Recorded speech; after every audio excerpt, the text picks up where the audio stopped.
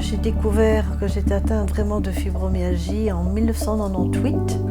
Mais en fait, je souffre de cette pathologie, je souffre de douleurs depuis ma plus tendre enfance. Mais c'est vraiment en 1998 que là, quand je suis restée un petit peu bloquée d'un côté, qu'on a fait des recherches et que là, on a vraiment vu que c'était cette fibromyalgie.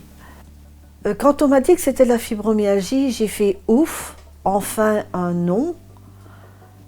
Mais avec le recul, je me suis dit que je n'étais pas avancée à grand chose avec cette fibromyalgie parce que je ne savais pas ce que c'était, ni rien du tout. Donc j'étais complètement perdue.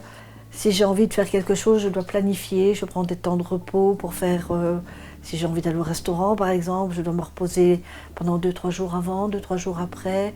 Il y a toute une organisation à faire autour de cette fibromyalgie. Mais quand on a bien compris ce système, ben, la vie est belle de vivre avec malgré tout.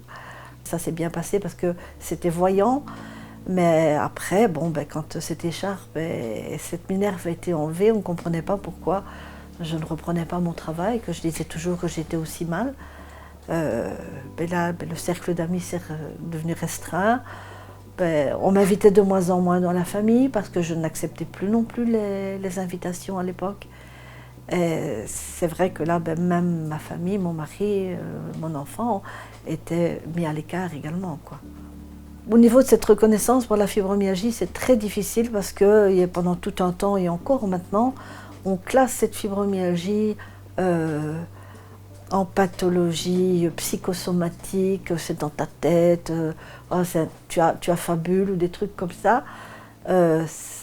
Nous, ça nous fait mal quand on nous dit ça parce qu'on sait, nous, qu'on souffre 24 heures sur 24, 7 jours sur 7 et que les douleurs, elles sont bien réelles.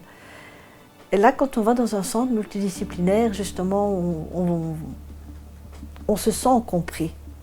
Et quand on vit avec d'autres personnes ou qu'on côtoie d'autres personnes de cette pathologie, on se sent mieux compris.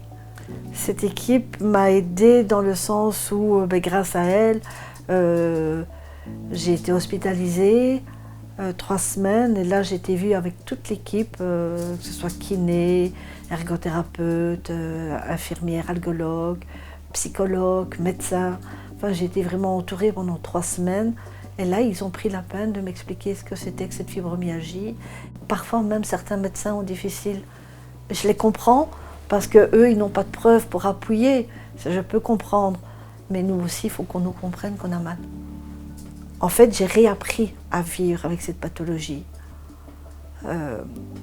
Avant, j'étais tellement pressée par mon travail et autres, je ne prenais plus la peine d'écouter un petit oiseau qui chante. Je ne prenais plus la peine de regarder une fleur qui pousse. Je ne la considère pas comme mon ennemie, je la considère plutôt comme une cohabitante de mon corps. Le premier conseil que je peux leur donner, c'est de 1, essayer d'entrer dans un centre multidisciplinaire parce que la prise en charge est complète. Et là, on vous apprend vraiment ce que c'est cette pathologie.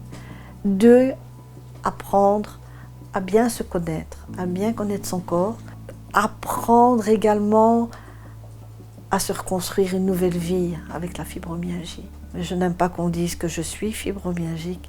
Je préfère dire que je suis d'abord moi, j'existe en tant que personne et je souffre de fibromyalgie, mais je ne suis pas une fibromyalgique, c'est toute la différence.